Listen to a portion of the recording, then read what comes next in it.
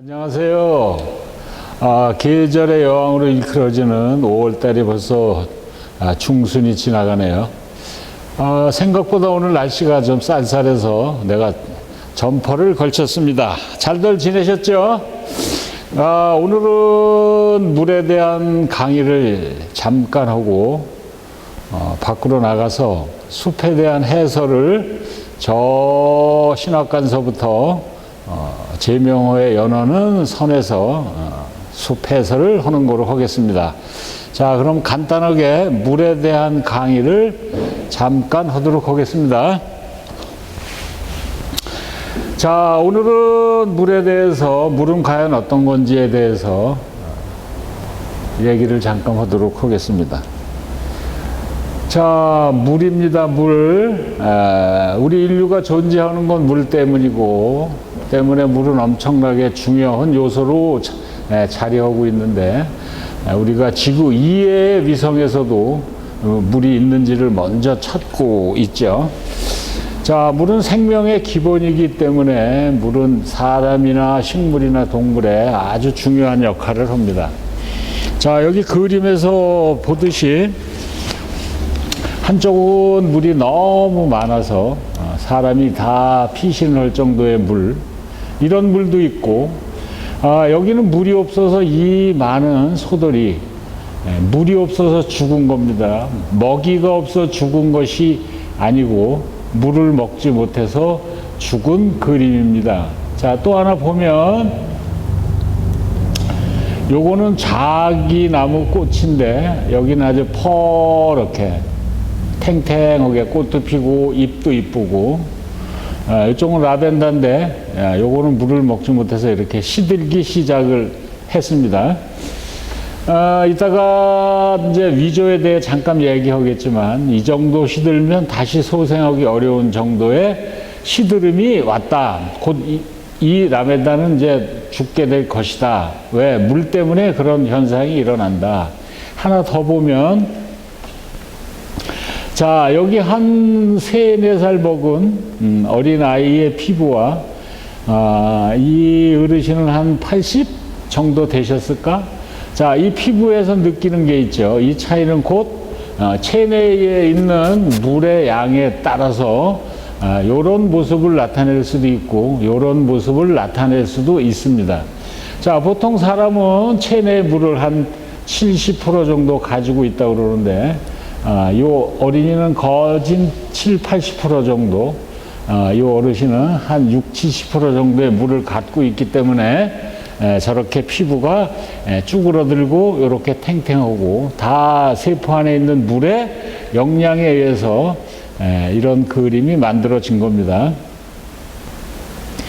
자, 그럼 이 세상에 물은 어떤 형태로 존재하느냐 보면, 물입니다. 물이 이제 증발을 하면 이제 수증기가 되는데, 또 물이 응고가 되면 얼음도 되죠.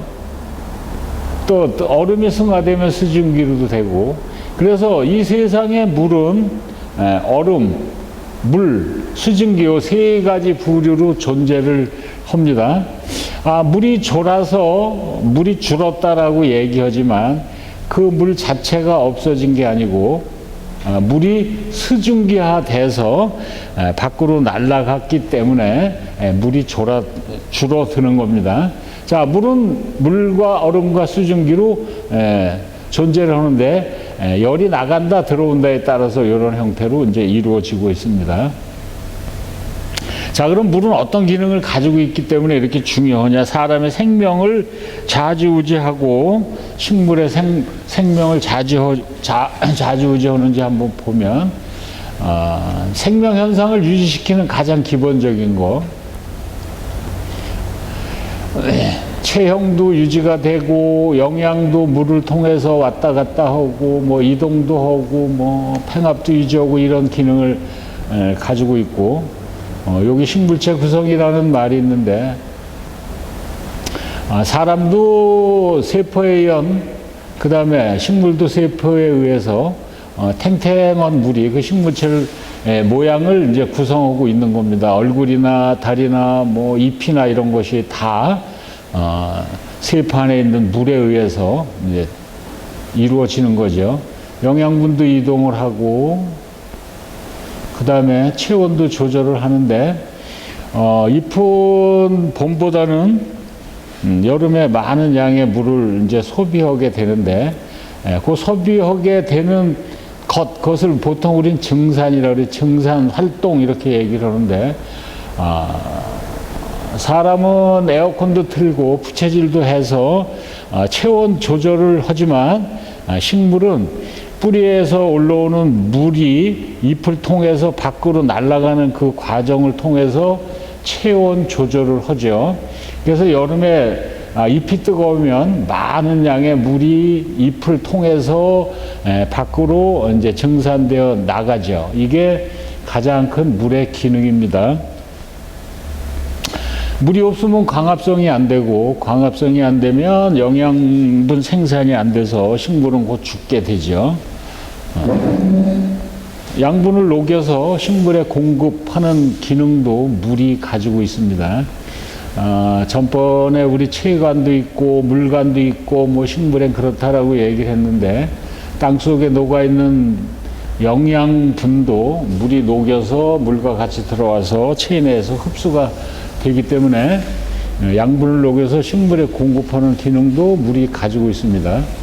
다음에 물이 없을 때의 이제 요소인데, 요거 이제 위조 현상 초래, 요거는 마른다는 얘기입니다. 마른다는 거. 물이 없어서 아까 얘기한 라벤더처럼 말라서 죽는 현상을 위조 현상 이렇게 얘기를 하고, 요 밑에 습윤 위조 현상은 물이 너무 많아서 죽는 현상입니다. 요거는 물이 없어서 죽는 현상, 요거는 물이 너무 많아서 죽는 현상. 그래서 물은 없어도 생명체를 죽이고, 또 너무 많아도 생명체를 죽이는 그런 기능도 가지고 있다라는 겁니다. 아까 얘기했듯이 그 팽압이라는 게 있는데, 식물 세포 안에 액포라는 것이 있는데, 그 액포에 물이 차면 빵빵하게 바깥으로 밀려는 힘, 그걸 우리는 보통 팽압이다 이렇게 얘기를 하고, 세포에 물이 차서 뺑뺑 했을 때 아까 그 어린아이 얼굴처럼, 여러분들도 지금 아직까지는 세포가 생산되는 나이이기 때문에, 늘어나는 나이이기 때문에 아직은 이제 팽팽한 젊음을 유지하죠. 조금 있다, 세월이 조금 흐른 다음에는 서서히 이 팽압이 약해져서 얼굴에 주름이 가기 시작을 하죠. 슬픈 얘기입니다. 자, 요게 팽압입니다. 그래서 여러분들이 팽압을 유지하기 위해서 항상 많은 양의 물을 섭취해야 된다.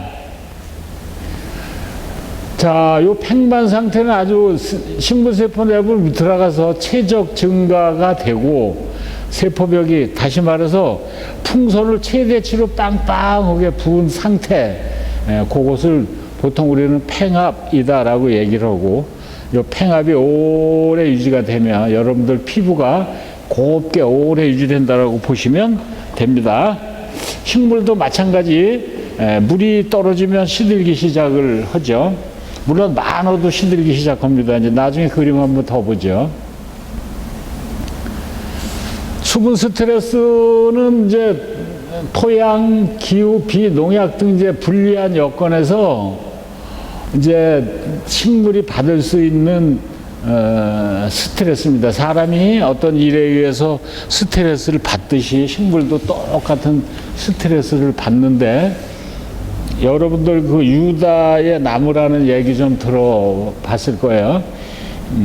12제자의 나무를 이름을 붙여 쭉 심었는데, 영국에서 썼던 얘기인데, 유다 나무 앞에서는 많은 사람들이 욕을 하고 발로 차고, 그래서 제일 먼저 죽은 게 이제 유다 나무다. 그래서 유다 나무라는 말이 생겼는데, 식물도 스트레스를 좀 받죠. 물이 많다, 적다, 바람이 세게 분다, 비가 많다, 병이 왔다, 뭐 이런 등등, 이런 걸로 인해서 이제 스트레스를 받는데, 그 중에 수분 스트레스가 가장 큽니다. 그래서 수분을 적절히 유지시켜 주는 건 사람이나 식물이나 똑같이 신경 써야 될 부분이고, 농사의 기본은 물입니다. 물 관리, 물, 이것이 식물의 스트레스를 좀 적게 주는 한 요인이기도 합니다. 자, 그러면 이제 토양 안에 일단 수분이 이제 있어야, 수분이 존재를 해야 그 식물이 이제 살 수가 있는데, 땅 속에는 그런 물이 우리가 수돗물 틀듯이 잘잘잘 흘러나오는 물이 있느냐, 어떤 물이 있느냐 보면 토양하고 요 물하고 딱 붙어서 떨어지지 않는 물이 있습니다. 요거는 인위적으로 뛸래도 떨어지지 않는 엄청나게 붙어있는 결합수라는 게 있는데, 요거는 뿌리도 빨아먹지 못해서 쓸 수가 없는 물입니다. 불용수가 바로 결합수예요. 근데 토양에는 요 결합수가 좀 많죠. 여러분들 이해하시기가 좀 그럴 거예요. 다음에 흡착수인데, 요것도 마찬가지로 이제 토양 입자에 이제 흡착되어 있는 물이에요. 요건 아예 분리시킬 수가 없는 물이고, 요거는 약간은 그런 물이죠. 요건 사용할 수 없는 물인데도 존재를 합니다. 모관수는 토양 입자 사이의 물로 모관 인력에 존재하는 물. 다시 말해서 여러분들이 이제 흙 속에 공기를 넣어주기 위해서 우리는 밭을 간다, 쇠토를 한다, 이러고 지난 시간에 얘기를 했는데, 그것이 이제 모관에 이제 역할을 해서 저 밑에 있는 물이 위로 올라오기도 합니다. 자, 그래서 이제 모든 식물은 요 모관수를 먹고 삽니다. 그래서 이제 모관수가 많다, 작다에 따라서 식물 성장이 좋다, 나쁘다로 이제 판가름지기도 합니다. 중력수도 있고 이제 지하수도 있는데, 중력수는 이제 밑으로 그냥 밑으로 내려가려고만 하는 물이죠. 이제 다시 말해서 이제 비가 땅을 통해서 일부는 이렇게 결합수나 흡착수가 돼버리고 일부는 모관수가 돼서 식물이 이용을 하고 남는 물은 지하로 자꾸만 내려가려고 이제 애를 쓰는 물을 우리는 중력수라고 하는데, 요 중력수에 의해서 지하수가 이제 모집이 되는 거고, 요 이제 모집이 된 지하수가 이제 다시 서서히 위로 올라오는 그런 역할을 이제 하죠. 자, 지하수에 이제 지하에 정체되어 있는 물, 모관 수위가 낮으면 건조, 과습 이런데, 요 지하수는 우리가 쉽게 뿌리가 먹을 수 있는 그 밑에 위치하면서 토양이 건조하지 않게 물을 서서히 공급을 해 주는데, 요 수위가 낮으면 이제 건조하고 높으면 과습하다 이제 하는 이런 역할을 하는 게 이제 지하수입니다. 그 다음에 토양이 물을 가지고 이제 있을 수 있는 양, 그건 이제 용수량, 함수량 이렇게 얘기하는데, 우리는 이제 토양 속에 공기가 25%, 물이 25%, 고형물이 45%, 유기물이 5%, 이것이 가장 이상적인 흙이다, 토양이다, 이렇게 이제 전번 시간에 얘기를 한번 했는데, 최대 용수량은 그러니까 물이 들어가서 공기가 차지하는 25%까지 다 찬, 다시 말해서 고용물이 50, 물이 50이었을 때의 그 물의 양을 최대 용수량이다라고 얘기를 합니다.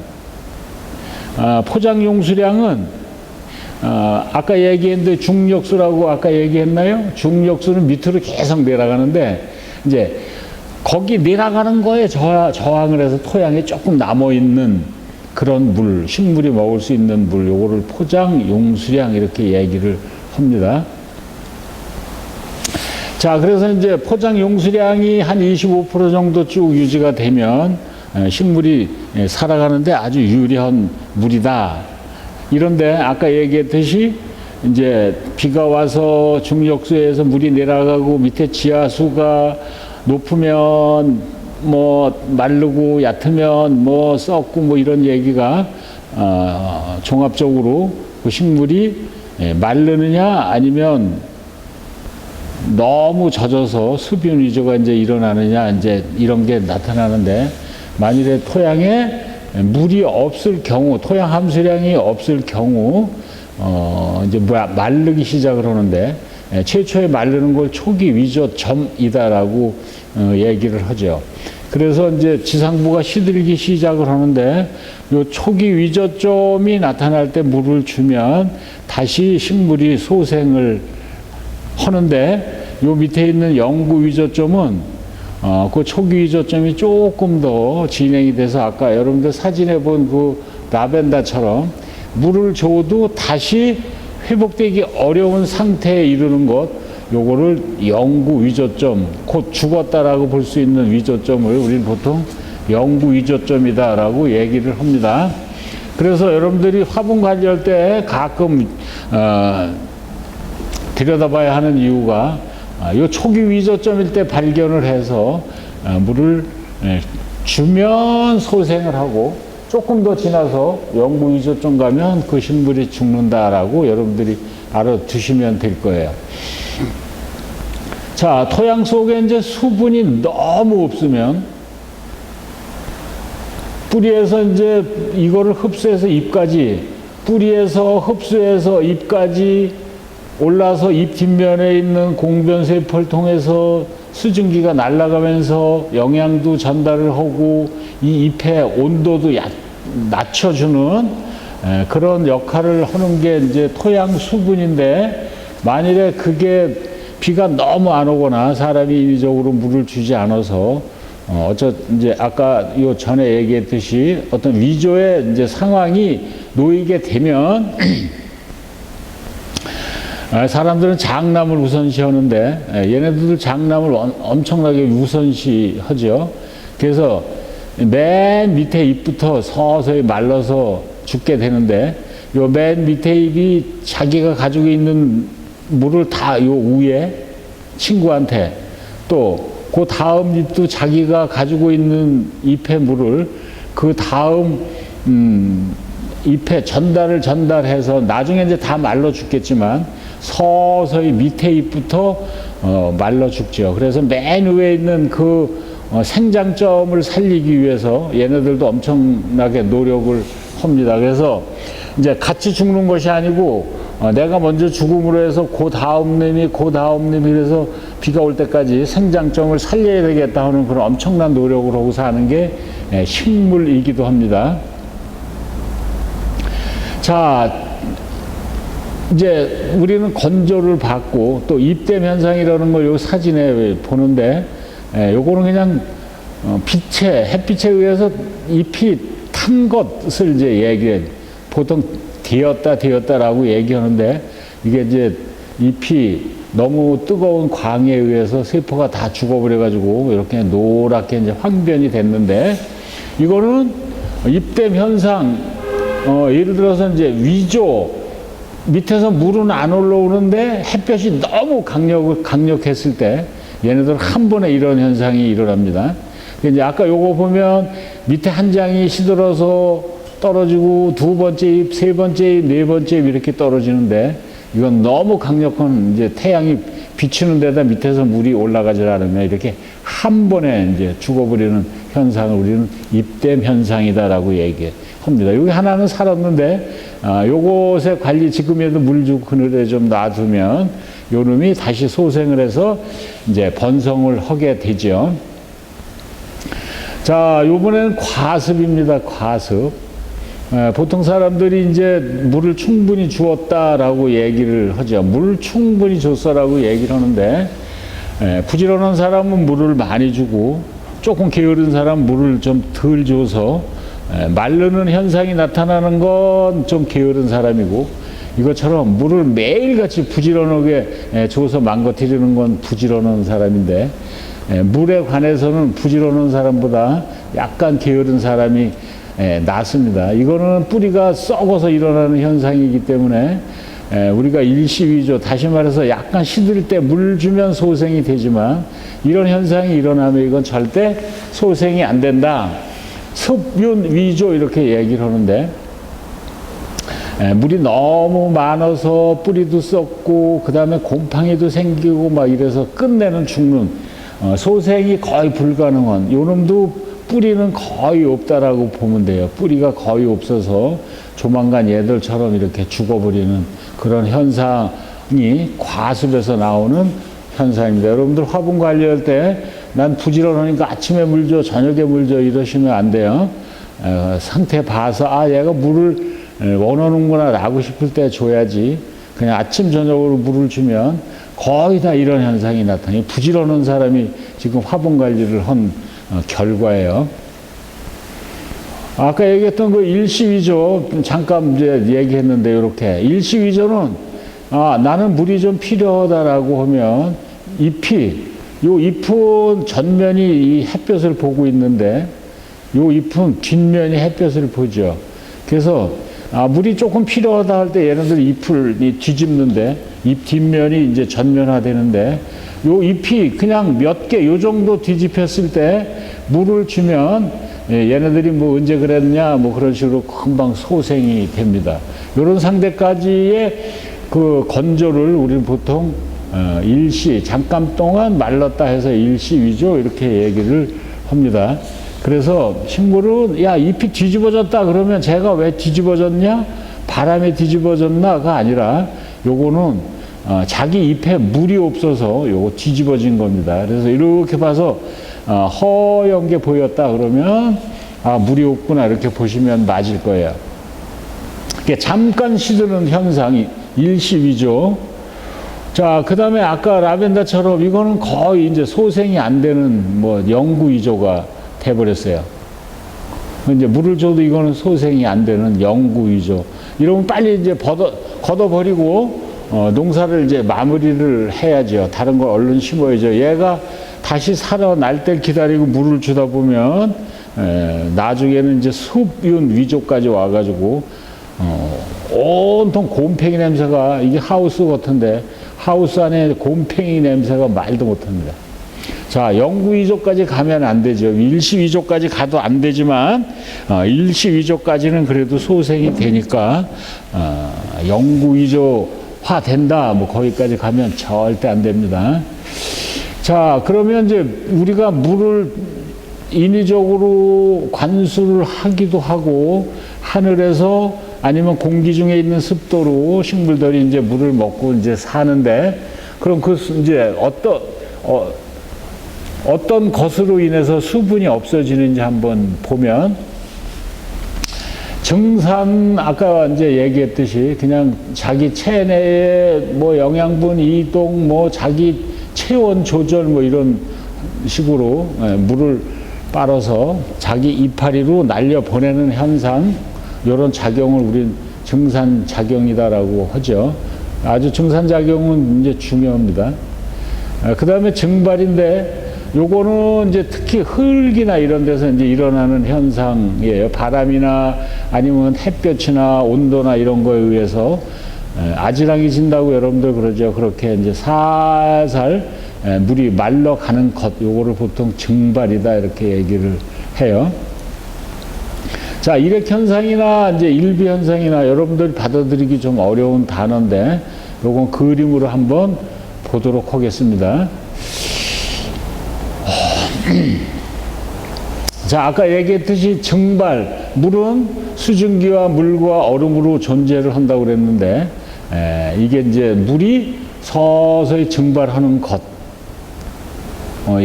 이런 거를 보통 우리는 증산 뭐 이렇게 얘기를 하죠. 이제 바람에 의해서 이파리에서 기공을 통해서 강제로 증발이 되는 경우도 있고 스스로 이제 물을 내뿜는 경우도 있고 다음 사진에 보듯이 물방울화 시켜서 내보내는 경우도 있죠. 자, 수분은 잎을 통해서 증발될 수도 있고 증산활동을 통해서 증발될 수도 있고 토양을 통해서 증발이 될 수도 있습니다. 자, 증산작용은 뭐 아까 이제 얘기를 했죠. 그래서 잎 뒷면에 있는 기공이 열리고 밤에는 닫히고 뭐 이래서 물을 소비를 한다. 증산작용이에요. 이제 사진을 한번 보도록 하겠습니다. 증산작용, 뭐 온도 조절이나 이거는 충분하게 이제 말씀을 드렸으니까 여러분들이 상식적으로 좀 알고 있을 테니까 뭐 생략을 하겠습니다. 증산작용. 이렇게 많죠. 요 이제 마지막에 농도 상승 뭐 요것도 이제 물에 섞였던 게 물이 빠져나가서 뭐 농도를 뭐 상승시켜주는 효과도 증산작용의 일부다. 자, 여러분들이 증산작용이라고 쓴 거를 한번 보시고, 자, 요것도 보시고, 요것도 보시고, 자, 이렇게 해서 이제 증산작용이라는 것이 요런 것이다 라고 여러분들이 이해를 좀 하셨을 거예요.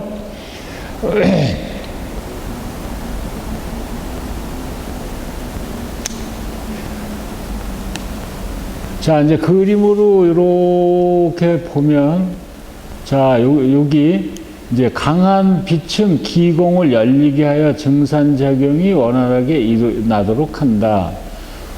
지난 시간에 여러분들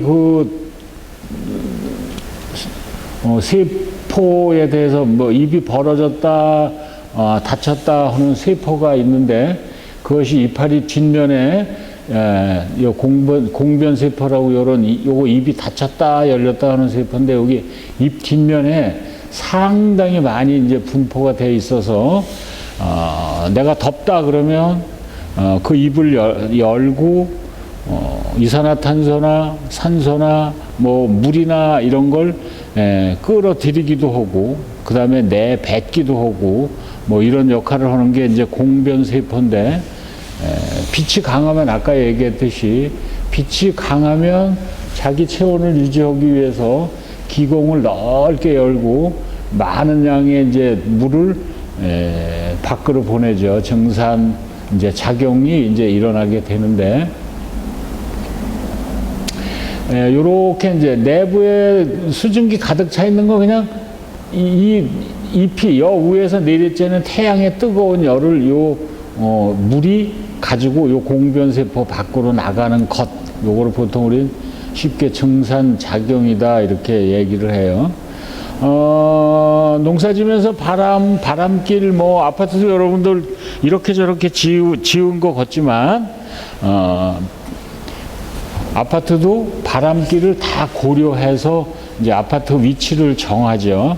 그렇지 않으면 열섬 현상 이래가지고 뜨거운 공기가 거기서 빠져나가질 않아서 아파트 단지가 엄청나게 뜨거운 현상을 초래하는데 그렇기 때문에 이제 아파트도 바람길을 잘 열기 위해서 위치 배정을 하죠. 자, 마찬가지로 이제 식물도 바람이 잘 불면 이제 증산작용도 원활하게 일어나고 증산작용이 원활하게 일어나면 물 공급이 많아서 광합성도 좀 잘 되고 습기에 많이 발생되는 곰팡이나 뭐 이런 것을 막을 수 있는 효과를 보는 게 바로 바람인데 우리가 식물을 심을 때도 햇볕의 방향이나 바람의 방향을 잘 봐서 식재를 해야 되는 이유가 요거 때문이기도 합니다. 바람이 불 땐 증산작용이 원활하게 일어나죠. 그래서 물을 계속 바람이 가지고 날아가야 되는데 날은 더운데 습해서 바람이 안 불면 증산작용을 거의 못합니다. 얘네들이 이제 그런 효과가 바람에도 좀 있고 온도에도 좀 있고 뭐 그렇죠. 자, 기공이 빠져나온 물이 이렇게 보면 이제 빨리 난 내보내야 돼 할 때는 이렇게 열리죠. 아까 얘기한 공기구멍이라는 겁니다. 공기구멍, 공변세포. 난 지금 밤인데 굳이 뭐 내가 이럴 이유가 없어. 아니면 바람이 너무 세서 이거 너무 길어. 내 속에 있는 게 다 날아갈 것 같아. 뭐 이런 경우에는 얘들이 요 기공을 닫죠. 그래서 뿌리에서 올라온 물이 이렇게 해서 기공을 통해서 이제 빠져나가죠. 요 구멍을 통해서 빠져나간다. 뭐 요거를 우리는 보통 증산작용 이렇게 얘기를 해요. 너무 길게 설명을 했네. 여러분들 다 알고 계신데. 자, 그래서 요거는 현미경으로 본 이제 공변세포 잎 뒷면, 잎 전면에도 쬐끔은 있지만 공변세포는 입 뒷면에 거의 존재를 합니다. 요건 닫은 상태인데 기분이 좋으면 열고 기분이 나쁘면 내가 할 일이 없으면 바깥에 환경이 너무 나쁘면 내가 입을 별로해서 내 식물체에 위해가 되겠다 할 때는 얘들이 요 입을 딱 닫고 있죠. 공변세포 여러분들이 그런 세포도 있구나 식물에는 한번 알아두시기 바랍니다. 자, 요거는 이제 그린 건데 요렇게 기공이 이렇게 열리면 이제 바람도 가스도 물도 이렇게 이동을 한다. 자, 아까 얘기한 일액현상 뭐 여러분들이 굳이 여기까지는 그런데 그냥 얘네들도 다 소비하고 남았는데 물이 남았는데 정산으로 나가지는 않고 이건 문제가 많다 막 이래서 자기 몸에 있는 물을 배출하는 현상 이제 이건데 그림으로 보면 이제 요렇게 요거는 밤새 소화를 시키고 남은 물입니다. 이제 사람들이 대소변을 보듯이 얘네들은 이제 뿌리로도 대사산물이 나면 나머지를 내려보내기도 하지만 잎을 통해서 밖으로 배출도 합니다. 그래서 이제 아침에 여러분들 이런 현상을 보기는 좀 귀한데 농사 짓는 사람들은 아침에 새벽에 나가면 잎에 이렇게 송글송글 저거 이슬이 맺혔나라고 볼 수도 있지만 요거는 식물 체내에 남아있는 불필요한 물을 바깥으로 배출하는 하나의 현상입니다. 하나 더 보면 자 요건 이제 오이풀이라는 건데 이렇게 다 바깥으로 물방울을 내보내죠. 그래서 자기 체내에 있는 물을 소비를 합니다. 정산작용에 의해서 소비도 하고 일액작용에 의해서 일액현상에 의해서 이렇게 물을 바깥으로 내보내기도 합니다. 그래서 항상 적정한 수분을 유지하려고 식물체도 노력을 많이 하죠. 자, 이렇게 그림이 아주 이쁘죠? 이런 그림 아침에 나가면 많이 봅니다. 논두렁이나 밭두렁이 한 바퀴 돌다 보면 이런 현상이 아주 요게 햇볕 받을 때 보면 엄청나게 이쁩니다. 요게 햇빛이 다 반사가 돼서 자 이런 걸 우리는 일액 현상이다라고 얘기를 해요. 다음에 이제 일비 현상인데 요거는 이제 우리가 물이 봄 되면 물이 올라가는 소리가 하수도 내려가는 소리가 이제 들릴 정도로 많은 양의 물이 올라가고 내려가고 하죠. 지금은 이제 다 올라가서 녹음이 우거졌다라는 말이 나올 정도로 잎이 무성해졌는데 여러분들 전번 사진에 보듯이 연두색 잎이 조그맣게 이제 나올 때쯤 되면 밑에서 물이 하수도처럼 쭉 올라갔다가 또 쭉 내려갔다 그런 소리를 귀를 대면 더 이제 청진기나 이런 걸 대면 엄청나게 큰 소리가 납니다. 물이 올라갔다 내려갔다. 그런데 이 올라갔다 내려갔다 하는 물이 이제 어떤 상처에 의해서 바깥으로 빠져나가기도 합니다. 이건 이제 일비 현상이다라고 그러는데, 자, 요거는 이제 포도나무를 이제 전정을 해서 자른 겁니다. 자른 거. 자, 요렇게 해서 자기가 요건 좀 내보내야 돼. 그래서 어떤 나무는 물이 많으면 엄청나게 줄줄줄줄 흐르고, 어떤 나무는 몇 방울 떨어지다 자른 부분을 금방 치유를 합니다. 물이 더 흘러내려가지 않게, 이제 그 일비 현상이 일어나지 않게 걔네들이 금방 이제 치유를 하죠. 요거는 요 자른 단면에서 이렇게 올라갔던 여기서 내려온 물, 불필요한 물, 내가 버려야 될 물 이런 것이 이렇게 나가기도 하고, 어떤 이제 충격에 의해서 여기 껍질이 까지면 이 껍질로 인해서 이렇게 빠지기도 합니다. 여러분들이 나무에 무슨 물이 그렇게 많이 올라가고 내려가나 생각할 수도 있지만 오동나무, 큰 오동나무 하나는 한여름에 매일 한 30드럼 정도의 물을 증산작용 아니면 일액, 일비 뭐 이래서 이제 소비를 한다고 그래요. 상상을 초월하는 거죠. 그래서 그 많은 물이 올라가고 내려가는데 얘네들이 이제 어떤 상처나 뭐 이런데 조금 아까 본 일비는 그냥 이파리를 통해서 물을 이렇게 내보내기도 한다. 체내에 있는 물을 증산 일비 일액 현상에 의해서 체내에 있는 물을 밖으로 내보내기도 한다. 자, 그러면 이제 공급을 걔네들이 먹고 쓰고 버리고 하는 그 물은 어떻게 공급이 이제 되느냐 하면 자연 상태에서 눈이나 비나 뭐 안개나 이런 등등의 수분에 의해서 이제 공급이 되기도 하고 사람이 이제 물을 주는 자재에 의해서 공급되기도 하는데 가장 큰 건 이제 비죠. 그래서 이제 기후재라는 말이 이제 나올 정도로 비가 안 오면 농사가 이제 망하고 이제 높은 분들이 기후재를 지내고 그래서 그냥 비 요즘은 그냥 비 이렇게 얘기하지만 우리 어렸을 때만 해도 아 빗님이 오셔야 된다라고 꼭 비 뒤에 님자를 붙이고 비를 엄청 중요시하게 생각을 했죠. 빗님이 안 오신다, 빗님이 오신다, 뭐 이렇게 얘기를 옛날에는 했어요. 지금 그냥 비 이렇게 얘기하지만.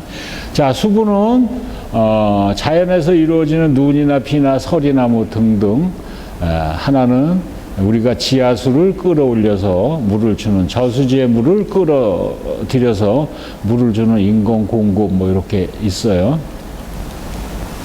자, 이제 우리가 그 공변세포를 통해서 물도 내보낸다고 그랬는데 우리가 피부 호흡을 하듯이 얘네들도 잎으로 물을 먹는데 자 이제 공기 중에 이제 습도도 얘네들이 먹는 그 물 중에 하나예요. 그래서 여러분들이 저 거제도 바람이 많이 부네요.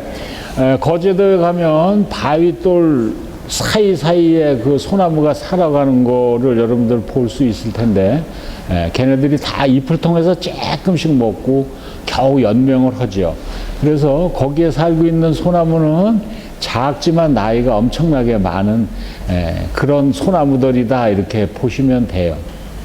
자, 이제 공기 중에 이제 습도가 항상 뭐 기분 좋게 유지가 좀 돼야 되는데 공기 중에 습도가 좀 높을 경우에는 얘네들이 이제 물기를 좀 빨아들이는 건 좀 유리하겠지만 습도가 너무 높으면 얘네들이 아까 얘기했듯이 이제 기공을 이제 폐쇄하고 물 더 들어오는 걸 원치 않는다. 뭐 이제 가스 다시 말해서 산소나 이산화탄소가 들어오는 것도 차단을 하고 이제 그러다 보니까 물도 없어 이산화탄소도 없어 산소도 없어 뭐 이러다 보니까 이제 공기의 습도가 많으면 광합성을 이제 못하는 현상이 이제 이루어지죠.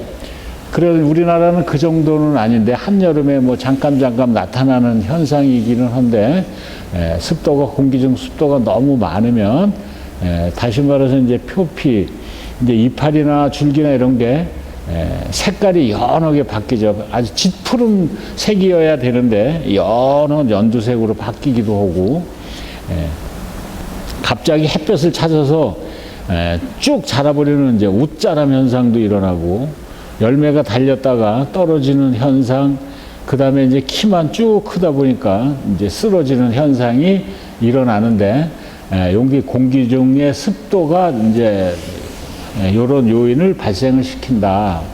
수정도 어렵다. 이제 꽃이 이제 잎도 닿고 꽃잎도 닿고 벌이 날아가는 것도 어렵고 이러다 보니까 이제 바람에 날려서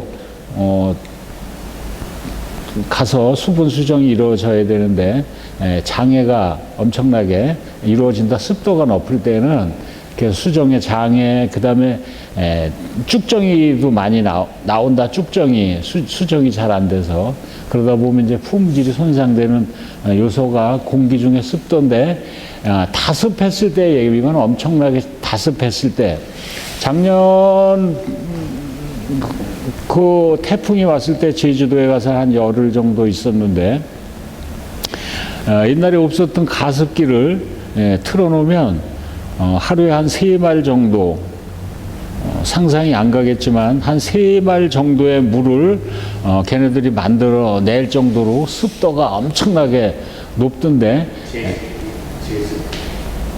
제습기가 그래서 그 정도면 과습, 다습 이렇게 얘기할 수 있죠. 제습기가 하루 돌아가면 3말 정도의 물을 모아서 이제 버리고 그런 경험을 며칠 한 적이 있는데, 그 정도면 이제 이런 현상이 나타나는 겁니다. 이런 현상. 자, 공기습도, 수확기도 마찬가지. 바짝 말라야, 벼가 바짝 말라야 되는 습기가 너무 많으면 며칠씩 말라야 되는 문제, 아까 얘기한 품질, 저장도 이제 곰팡이가 많이 쓸고, 이제 수발화도 이제 유발을 하고, 이제 병충해도 이제 습도가 높으면 안 생겼던 그 병이 뭐 창고를 해서 매일 약통을 치고 살아야 되는 그런 이제 문제가 발생을 되죠. 병충해고 뭐고 뭐 하여튼 한여름에 약을 좀 많이 주는 이유는 요 공기 습도 때문에 약을 좀 많이 줍니다. 농사를 짓는 사람들이 환절기 그다음에 여름에 좀 많이 주는데, 그 이유는 바로 요 습도가 이런 일을 얘네들이 이제 만들어내기 때문에 약을 좀 많이 주죠.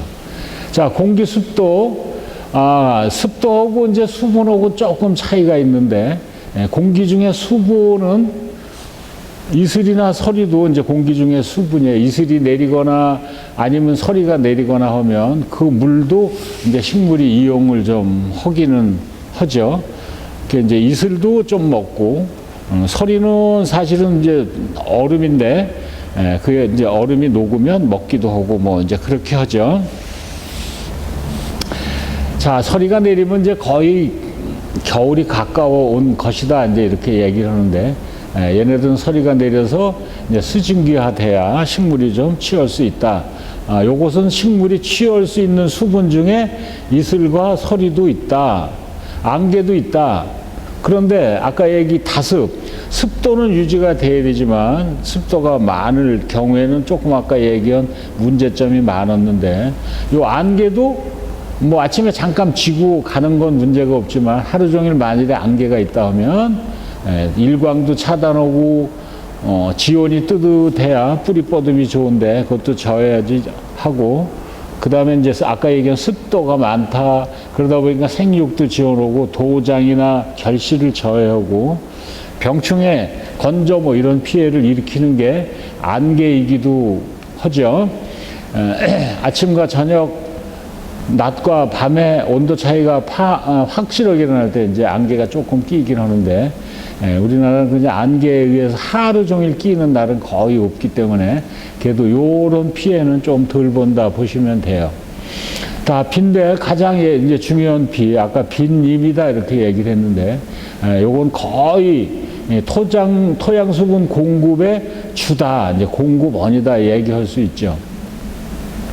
그 다음에 천연 비료의 이제 공급원 이렇게 얘기를 하는데, 비가 내려오면서 전기 작용에 의해서 이제 공기 중에 있는 질소를 포함해서 떨어지게 되는데, 여러분들이 비가 온 다음 날 산을 쳐다보면 갑자기 이제 싱그러워졌다 이렇게 느낄 때가 있는데, 그 이유는 땅에서도 비가 가져온 천연 비료 성분을 먹고, 또 잎도 떨어지면서 잎 뒷면에 공변세포에서 비가 가져오는 이제 천연 비료 성분을 먹기 때문에 비가 온 다음 날은 이파리가 좀 다릅니다. 그래서 우리가 비를 기다리는 이유는 물 공급을 해야 되는 이유도 있지만, 사실은 비가 가지고 내려오는 천연 비료 양이 상당히 많습니다.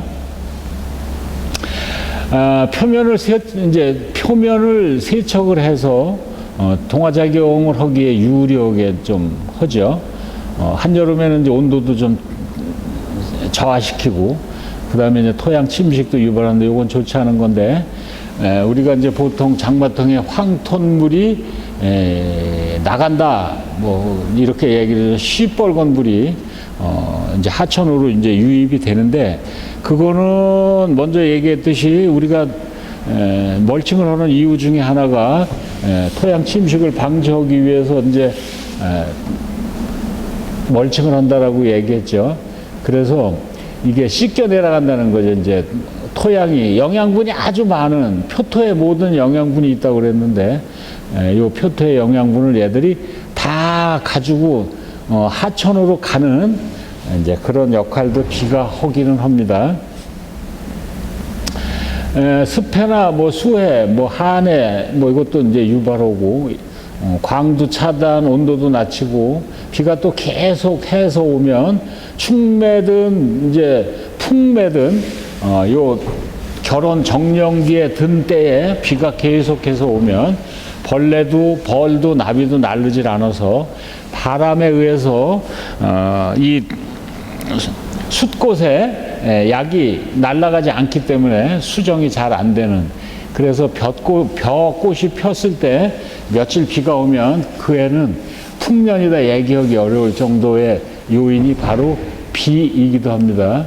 수발화도 유발을 하고 물이 많으면 당 함량이 줄어들고 향기나 빛깔도 좋지 않습니다. 여러분들 시중에서 구입하는 참외는 따기 며칠 전부터 물을 안 줍니다. 그래서 이거 달달하고 얘기를 하는데 사실은 물을 안 줘서 얘들이 물 함량을 과실 내에 물 함량을 줄여서 이제 출하를 하게 되고, 물 함량이 이제 줄어들다 보니까 이제 당 함량이 높아져서 우리가 단 그 과일을 먹을 수 있는 겁니다. 색깔도 역시 마찬가지로 사과도 색깔을 많이 본 쪽은 빨갛고 색깔을 많이 보지 못한 쪽은 퍼런 색깔이 나타나죠. 자, 비가 끊임없이 왔을 때 나타나는 현상이 이겁니다. 물을 많이 주고 비가 많이 온 날 과일을 따 먹으면 정말 물 먹는 기분으로 맛이 없죠. 자, 비가 오는 일입니다, 요게. 수발화는 요거 좀 심각한 얘기인데, 그냥 서서 싹이 난다는 거예요. 이제 그림으로 보면, 자, 요게 이제 벼가 이제 다 수정이 돼서 이제 내일 모레 벼야 되는데, 비가 며칠 오다 보니까 이놈이 봄에 내가 땅 속에 들어가서 다시 또 다른 생명이 돼야 되겠다라고 생각을 해서 그냥 다 이렇게 발화가 됩니다.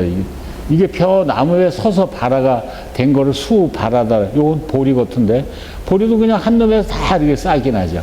이렇게 되면 먹질 못하고, 우리도 농사 질 때 뭐 이런 경험을 좀, 그래도 그냥 싹이 나도 먹어야 사니까 이거 싹 난 것도 다 털어서 먹고 이제 그랬었는데, 요게 영양분이 다 요 싹으로 빠져나가기 때문에 그냥 배가 부른 거죠. 영양 없는 밥을 먹고 뭐 그랬던 경험도 있습니다.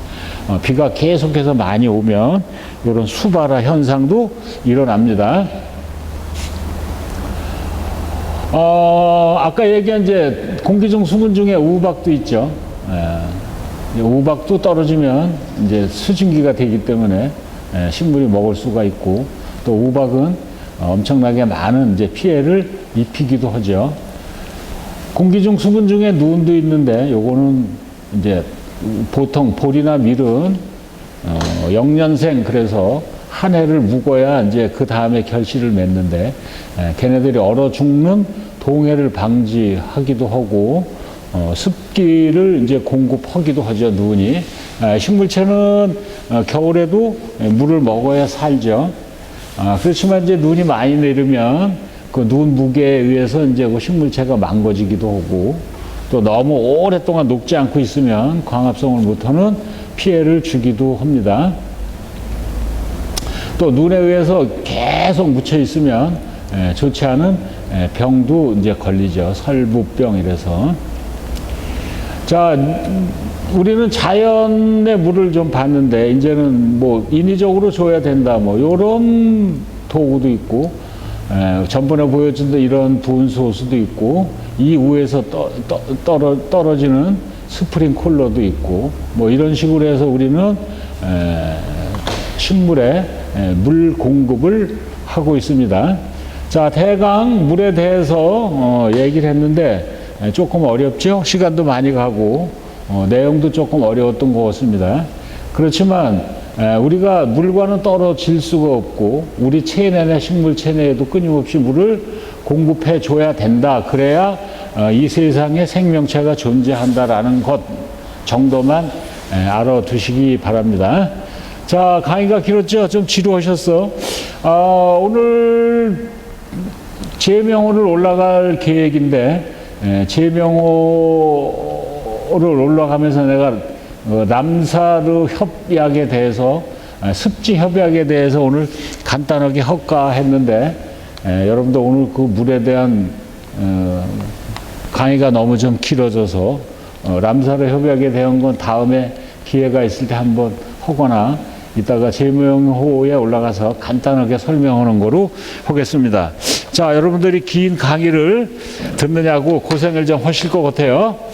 자, 그러면 이제 우리 서서히 학교에 어떤 나무가 어떻게 크고 어떤 특징을 가지고 있는지 신학관 앞에서 제명호까지의 산책을 한번 즐겨보도록 하겠습니다. 고생하셨습니다.